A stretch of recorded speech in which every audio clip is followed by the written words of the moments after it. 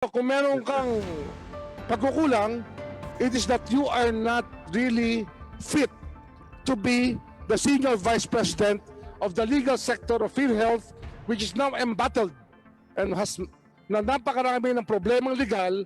Andiyan ka, alam mong hindi naman ikaw talaga ang dapat humahawak ng legal problems ng Philhealth. Kung meron kayong kasalanan, it's more of incompetence, Mr. De Rosario. Would you call it that? No, I'm sorry, Mr. Chairman. I beg to disagree. The records will show that during my limited time here, nadoble po yung pagpa-file ng criminal complaints. Tapos tumaas po yung bilang ng investigations at resolution ng cases. Yun po yung katotohanan, Mr. Chairman. How many cases were filed? Can show you the figures. In the past year, ilan ang kasong na-file ng Philhealth sa court?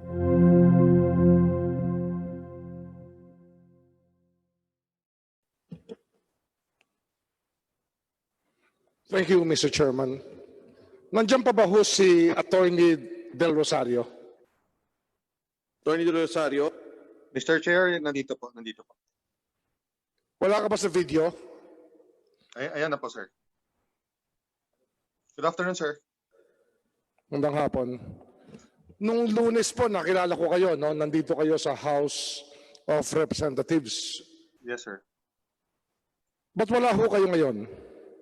Sir, medyo masama pong pakiramdam ko. Tapos naka-receive na po tayo ng preventive suspension. So inaayos ko po yung magamit ko kasi this will be the last day that I will be in office for the next 6 months. I apologize, Mr. Chair. How old are you, Atty. Del Rosario? I'm 45 years old, Mr. Chair. 45 years old. Ilang taon na kayo sa Philhealth? I've been with Philhealth since 1998 po. So 1998, you were 22 or 23 years old, nasa Philhealth na ho kayo. That is correct, Mr. Chair. And this is not your first job, or is Philhealth your first job or not?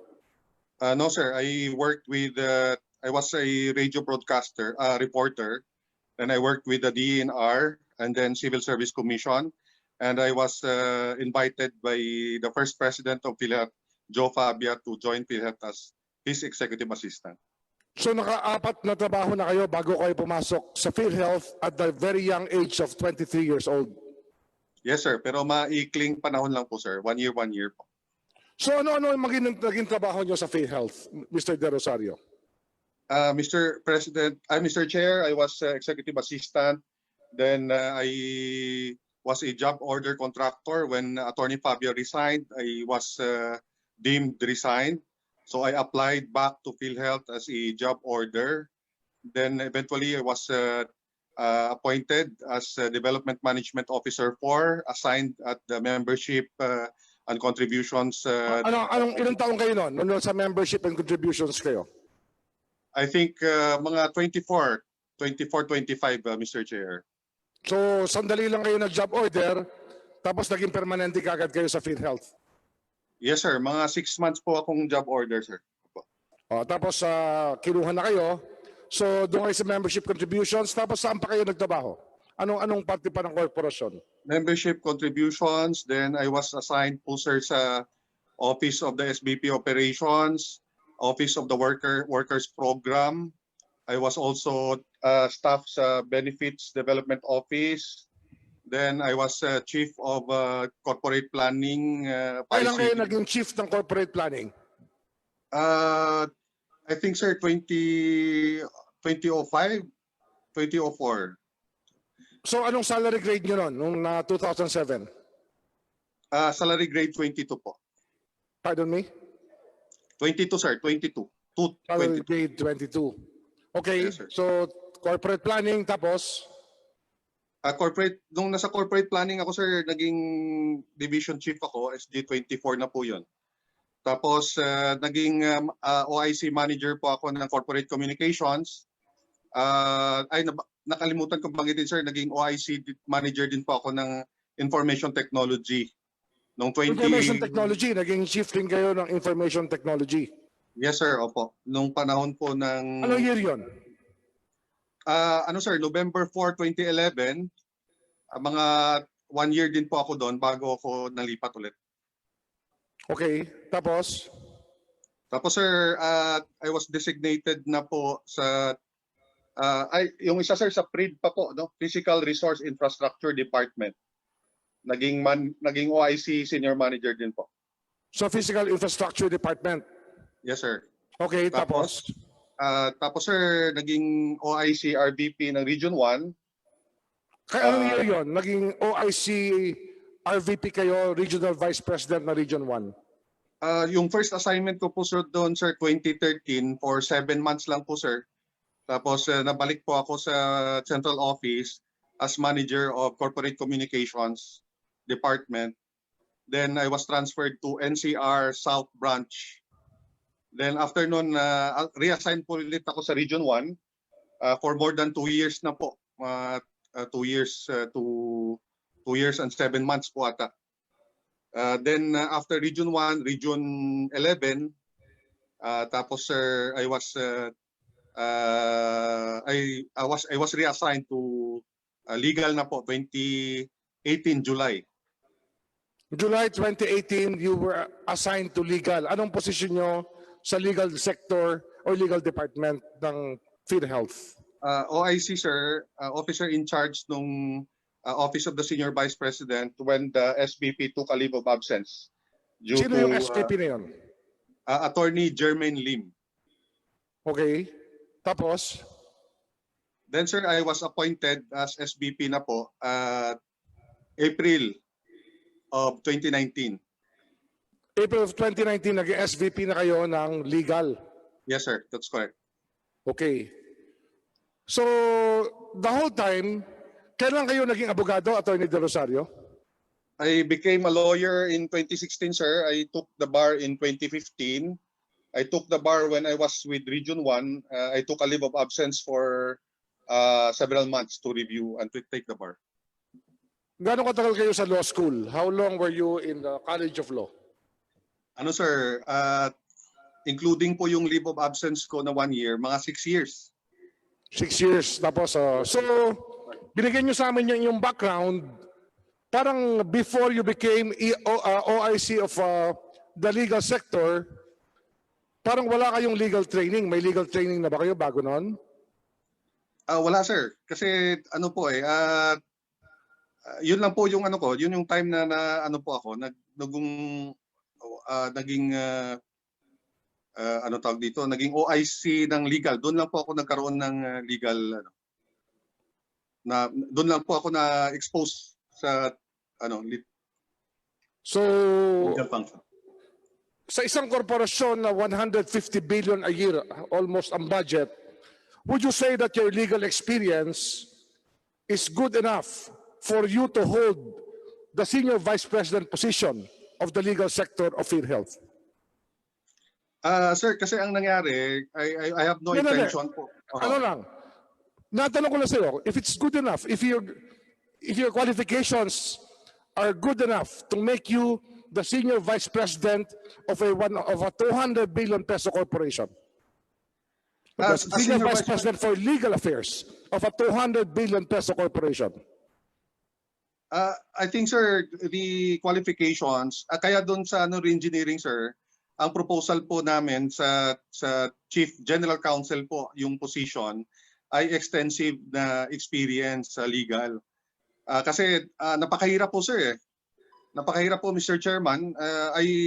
I would prefer an operations or corporate planning. So you admit, Mr. De Rosario, that you are not really meant for that job. Hindi talaga kayo qualified to head Yes, sir. the legal department of the biggest GOCC in the Philippines. Sir, in terms of sa SVP position, I think I'm qualified. My appointment has been validated. But the legal sector will benefit from a more experienced legal person, Mr. Chair. Sino So, nag-validate ng iyong pagiging SVP ng Philhealth? Yung sinasabi mong validation. I'm sorry, Mr. Chairman. Who validated your competence to be the senior vice president of the legal department of Philhealth? First, sir, the selection process, the Philhealth board. and the appointment was validated by the Civil Service Commission. Validate the Civil Service Commission.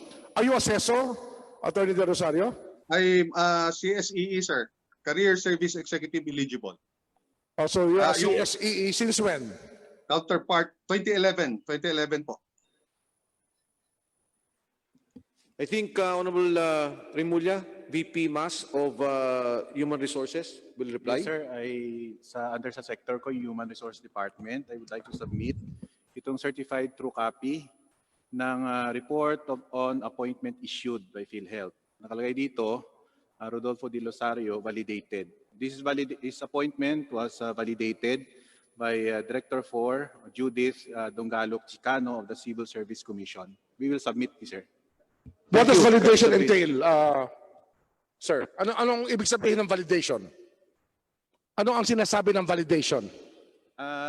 Na-comply niya, sir, yung mga qualification standards ng Civil Service Commission as to education, as to experience na 5 years managerial, at saka training na 120 hours in management and supervision. I will submit, sir, the report of Civil Service. But there's no validation as to his fitness to be the Vice President for Legal Affairs of the biggest government corporation. Yung, Meron ba? Sir, yung qualification standards ko kasi sa mga senior vice president. Question of the Honorable Remulla is may validation ba to be head of legal? To be head of legal, para siya ang maging #1 lawyer ng Philhealth. Meron bang validation yan? Yung qualification standards ko kasi ng SVP for legal, sir, sa Philhealth ay lang generic na 5 years in the position involving management and supervision. Wala hong nakasabi na as lawyer. So generic ho yung So you don't, so Kaya- ang lawyer, pare-pareho lang yan. A lawyer does not need qualification. Basta lawyer ka, okay ka na. Yun ang sinasabi nyo. VP Dennis Mas, ang tanong ko yung sa legal hindi dun sa Senior Vice President. May validation ba na mag-head siya, na siya ang tama sa legal? sir, yung appointment ho sa kasi niya Hindi, legal. meron nga bang validation o wala? Okay, Mr. Chairman. Let's look at this. Submit ko. Mr. De Rosario, there were 220 cases in Region 1. Did you review these cases after you became the Senior Vice President for Legal Affairs? No, sir. Bali, ang ano po dyan, yung fact-finding investigation and enforcement department, sila po yung nagkikipag-coordinate po sa ating regional Hindi, offices. tinatanong ko, did you review them after when you became the Senior Vice President for Legal Affairs? Did you review these cases? No, sir. I reviewed the Okay. cases. Teka, tama na. Opo. Oh, sige, next question. Yung Accenture case, did you review it? No, sir. Kasi wala pong pending case sa Accenture. Ano? Walang? There's no pending case po na about sa Accenture. Aside from the one pending investigation po noon that we filed, the PhilHealth Board decided to file the cases. An investigation report that has been pending for several years. Who is regarding- investigating, Mr. De Rosario? I'm sorry, sir. Who is investigating the Accenture case? Sino nag-iimbestiga? Sir, mayroon pong fact-finding committee po yan.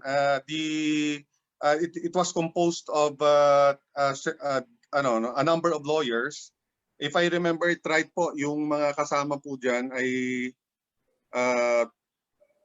sila Attorney Dodi Pineda po. Siya pong chairman.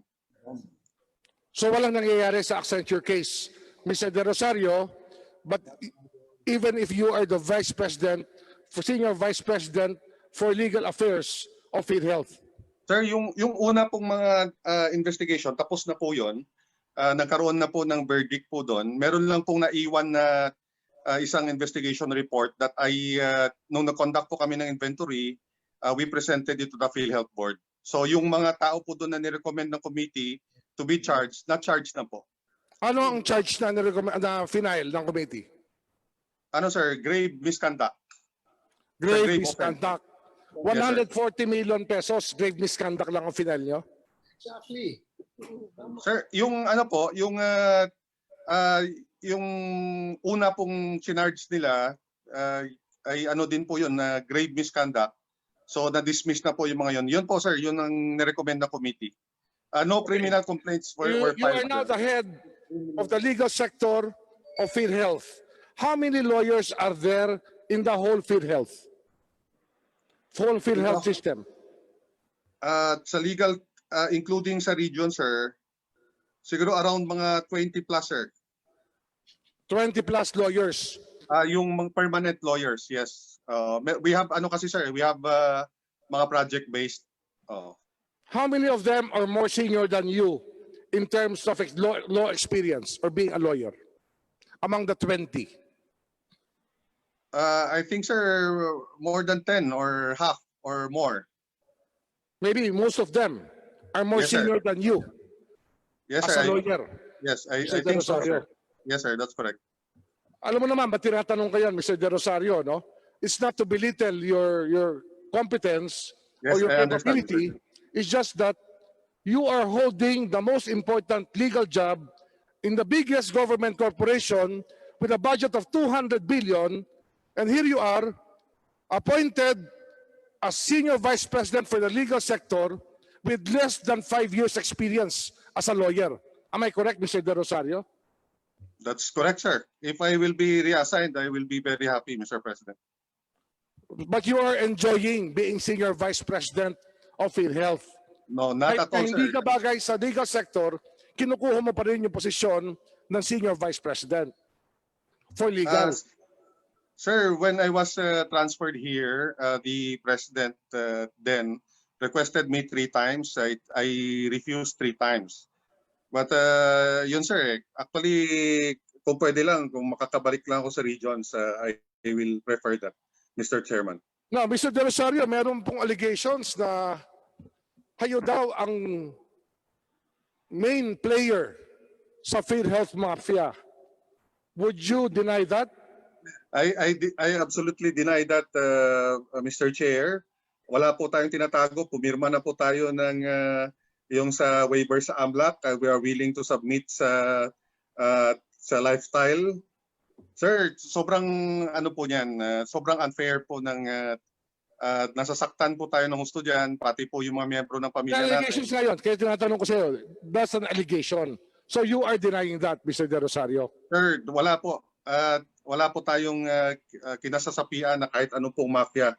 Tayo po ay tapat na naglilingkod po dito. Mr. De Rosario, kung meron kang pagkukulang, it is that you are not really fit to be the senior vice president of the legal sector of Philhealth, which is now embattled and has na napakarami ng problemang legal. Andiyan ka, alam mong hindi naman ikaw talaga ang dapat humahawak ng legal problems ng Philhealth. Kung meron kayong kasalanan, it's more of incompetence, Mr. De Rosario. Would you call it that? No, I'm sorry, Mr. Chairman. I beg to disagree. The records will show that during my limited time here, nadoble po yung pagpa-file ng criminal complaints. Tapos tumaas po yung bilang ng investigations at resolution ng cases. Yun po yung katotohanan, Mr. Chairman.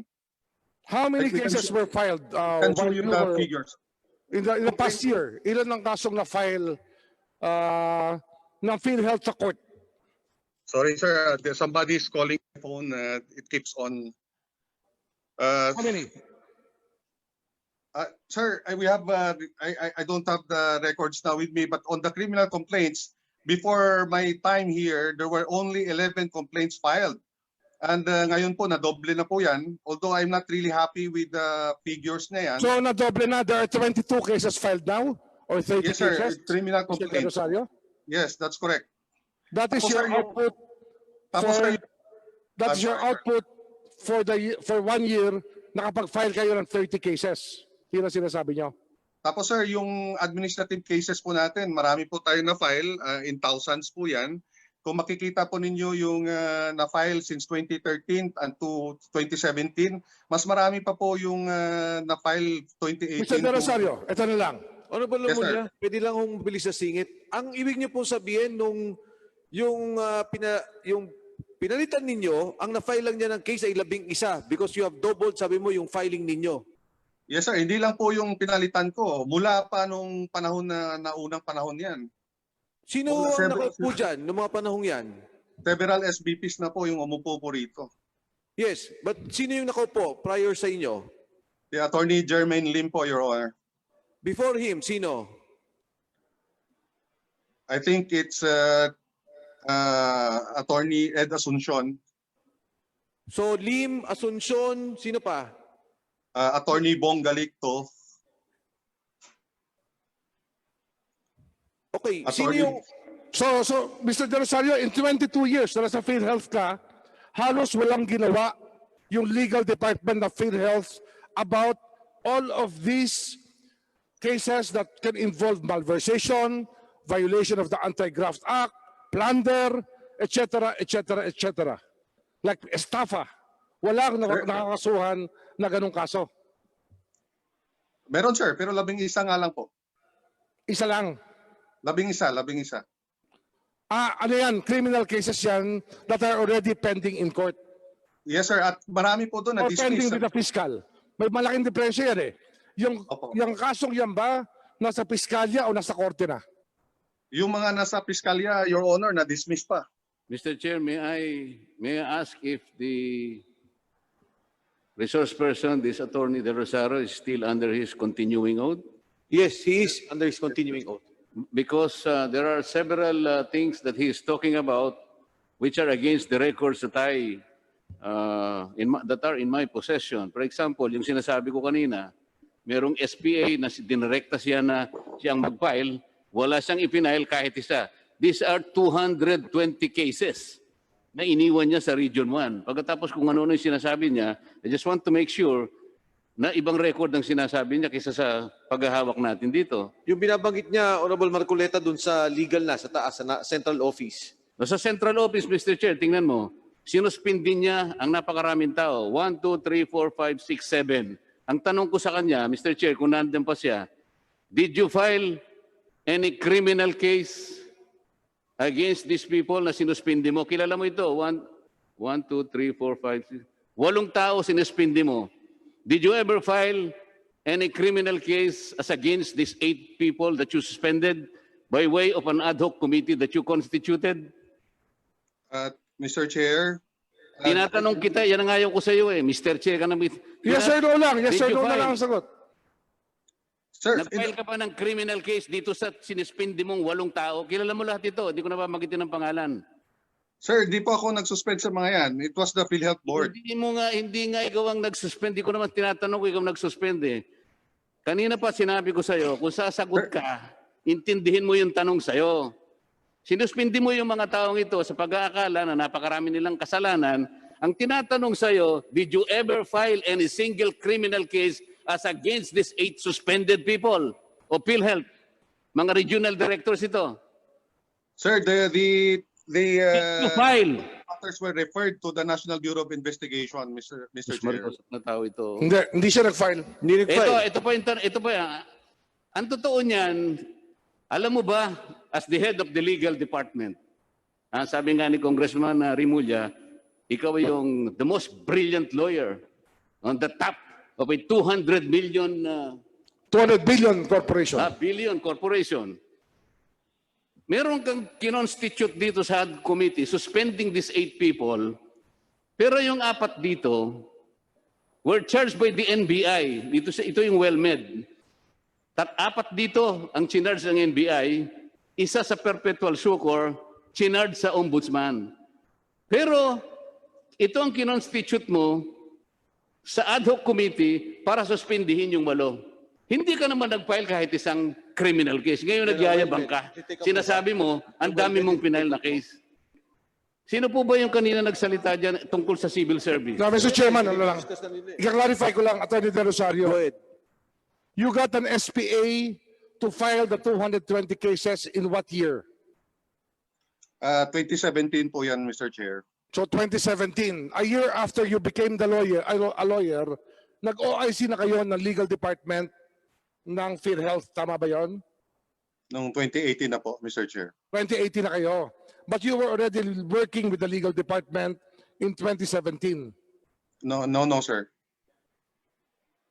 You were not, sa anong position mo noong 2017?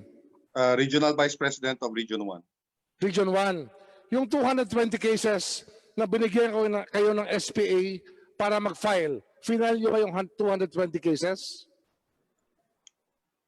Sir, yung kausap po namin dyan, yung Philhealth Region 1, ang sabi po sa amin dyan ay may mga inconsistencies po doon sa investigation report at inaayos po yan yung mga ebidensya. At hindi po yan, that refers to 220 counts against one provider lang po. Okay, 220 counts against one provider. 2017, 2020 na ngayon na ba since then? Yes, sir. Yun nga po yung sabi nung bago ng lawyer po doon sa Region 1 that they are checking on the evidence and on the report that there are some inconsistencies. So na hindi after po 4 nila years, they're just checking on the evidence, Mr. De Rosario. Yeah, that's the representation of the Philhealth Region 1 office po. Mr. Chairman, I will not anymore lengthen my questioning on this matter. I think the point is proven. Yes. Some people are not meant to serve such a big corporation with such gargantuan problems who are not really qualified for the position. Yes. Mr. Chairman, may sakit talaga ang Philhealth. Atty. Philhealth is sick Rosario, to the bone, Mr. Chairman. May sakit talaga ang Philhealth, malubhang malubha.